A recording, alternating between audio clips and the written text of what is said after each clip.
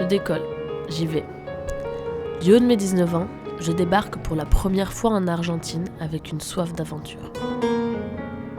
Pour être honnête, j'ai la peur bien accrochée au ventre. Mais pour me donner du courage, je me tiens à mon projet pour aller au bout de mes rêves. J'ai envie de perdre mes repères et me fondre dans une culture et une langue différentes. Et cette recherche m'a permis de partager une intimité avec les gens que je n'imaginais même pas.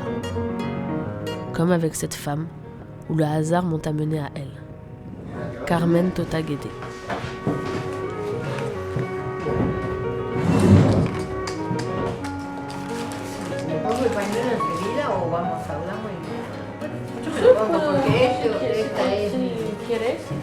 ¿Cierro acá? Sí, mejor. Sí, si hay ruido.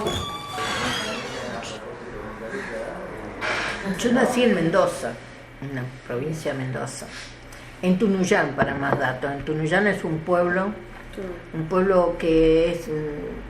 hay muchos árboles frutales en eso, el cultivo de frutales.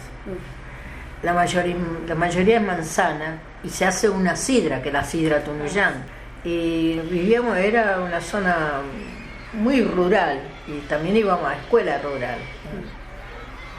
Teníamos que cruzar campos para ir a la escuela y funcionaba dentro de una estancia la escuela. Ahí iban todos los chicos, todos de distintas edades, todos juntos en el mismo salón. La maestra dividía el pizarrón en varias partes para darle clase al que sabía un poco más, al que sabía un poco menos.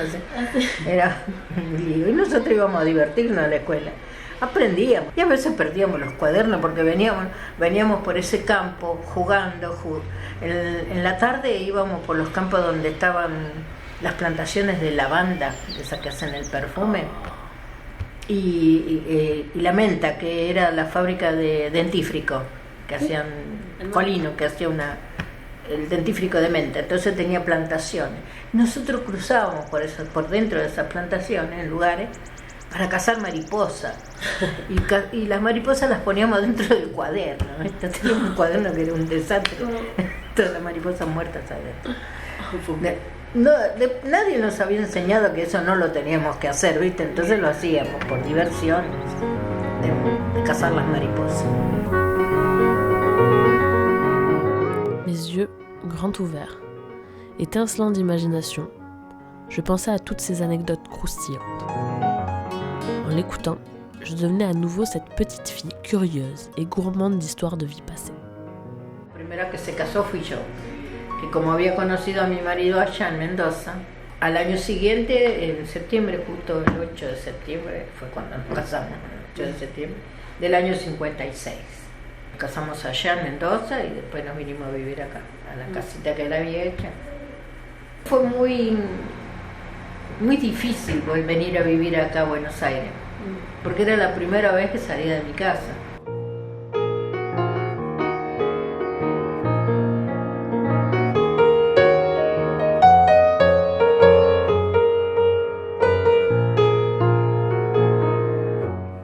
Todo cambió, ¿viste? Mi vida cambió así, un clic hizo. Estaba esperando el bebé y él nació en agosto del 57. Así que muy pronto, quedé embarazada enseguida. Y bueno, y después, pasó mucho tiempo, tuve la otra hija. En el año 62 nació Mónica, mi hija. Y después, en el año 71 nació el otro, el menor. Y ahí empezó la historia. Entonces yo empiezo a contar de que cuando vino una tormenta, viste, con viento, que destruyeron todos los hogares, que se llevaron a nuestros hijos, era la tormenta que vino. Ahora estoy como Macri hablando de tormenta. Que fue una tormenta con vientos huracanados muy fuertes que destrozaron todos los nidos.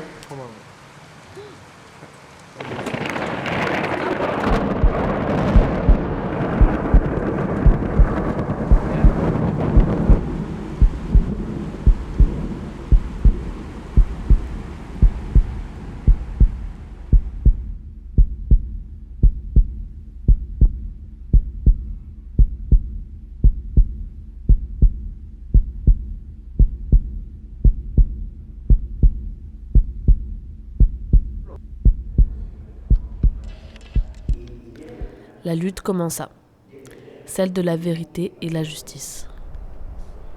Pour Tota et beaucoup d'autres.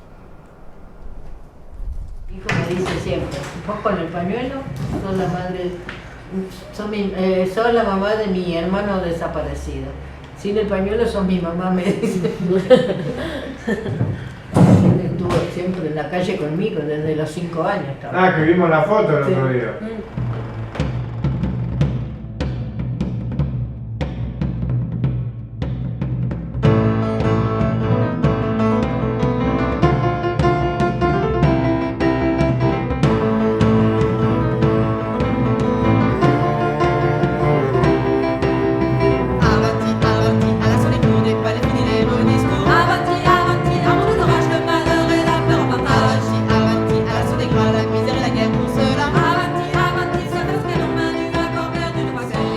Bueno, yo empecé a estar ya primero sola, ¿viste? Como hacíamos todas las madres, salíamos solas, todas, hacer todos los... Y después cuando ya empecé a estar con las madres, nosotras al principio éramos nosotras solas, ¿viste? No, la gente tenía mucho miedo, no iban a la plaza ni nada. Después gente que se fue, que estaba exiliada, que volvían del exilio, empezaron a manifestarse de otra forma.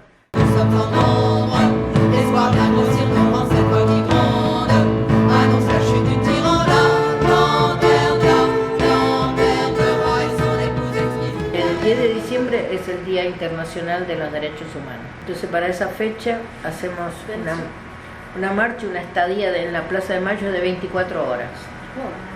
Y la policía se sentaba en los bancos que hay de la plaza, ¿viste? Que hay adentro, para que las madres no nos pudiéramos sentar. Y tenían abierta el agua para regar las plantas, continuamente abierta, toda mojada la plaza. Y nosotros caminábamos por debajo del agua, porque viste que hacen así por arriba. Toda la noche estuvimos caminando, porque no nos podíamos sentar en ningún lado, así que caminábamos nada más. Descansábamos un ratito parado y seguíamos caminando. Y toda la noche pasamos todas mojadas. Y esa noche la gente, los periodistas de todo el país decían, si las madres resisten esta noche en la plaza, la dictadura se va.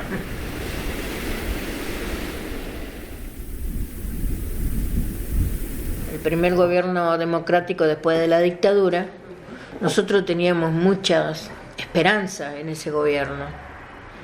Porque, bueno, hizo unas cosas buenas, como hizo el juicio a la Junta, pero había una ley que era de obediencia debida y el punto final, que eso nosotros no estábamos de acuerdo. Y formó la CONADE. Nosotros llevamos los testimonios que nosotros ya teníamos, la CONADE los volvió a juntar, hizo carpetas y carpetas y carpetas con los testimonios de cada una de las madres, de familiares, de todo. Juntó todo eso, esos expedientes, y se los entregó a Alfonsín en la Casa de Gobierno. Y Alfonsín, como los entregó, se los entregó a los militares, así que ¿para qué? Igual después hizo un libro, la CONADE, que se llama Nunca Más, que sirvió, el libro sirvió, no estábamos en contra de eso, porque sirvió para que mucha gente acá en el país se enterara de que habían desaparecido, porque nadie creía nada. Cuando estaba Alfonsín todavía había gente con vida, y Alfonsín se enteró que había gente con vida en los campos de exterminio, que se podían haber salvado esa gente, porque teníamos familiares que habían recibido carta o algún llamado diciéndole que estaban vivos, que estaban en tal lado, que juntaran dinero para poderlos recuperar, y eso lo podría haber hecho Alfonsín y no lo hizo. Acá hubo el vuelo de la muerte, que tiraban de los aviones al Río de la Plata o al mar. Ahí tiraban a los desaparecidos. En Brasil los tiraban a una laguna, y hay una canción, ¿viste?, de un cantante de Brasil, que la canción se llama Cálice. En una parte dice que la gente veía aparecer monstruos de la lagoa, porque aparecían los cadáveres.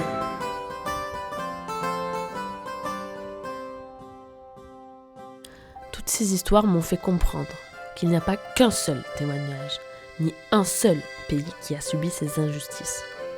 En pensant à Carlos, qui m'a raconté la vie d'un Uruguayen pendant la dictature.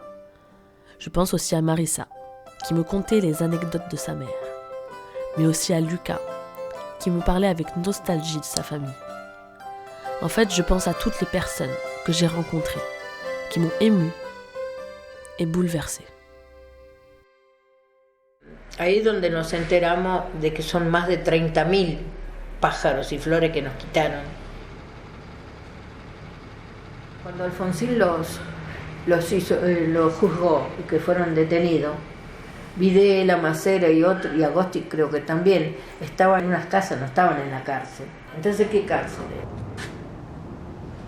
Yo lo que siempre digo que no tendría que haberse ido de este mundo, lo que siguiera sufriendo todas las atrocidades que le hicieron a nuestros hijos, que las sufrieran ellos. No te digo que los torturaron como ellos torturaban a los demás, pero que vivieron muchos años pensando y escuchando lo que hicieron, y que sus propios hijos le digan, ¿por qué hiciste esto? Y que los compañeros de la escuela o de la universidad le hablan de lo que puede, por qué el padre hizo semejante cosa, ¿no? Con los desaparecidos que torturaba. Porque, en fin, la muerte es un descanso. De los momentos más gratificante para las madres fue cuando asumió Néstor Kirchner al gobierno. Fue el único que a nosotras, las madres, nos trató como personas. Cuando nos poníamos el pañuelo en la plaza era como que abrazábamos a nuestros hijos. Vasco di Rondo, Cosimo di Rondo, sedete per l'ultima volta in mezzo a noi. Ricordo come fosse oggi, eravamo nella sala da pranzo della nostra villa d'Ombrosa,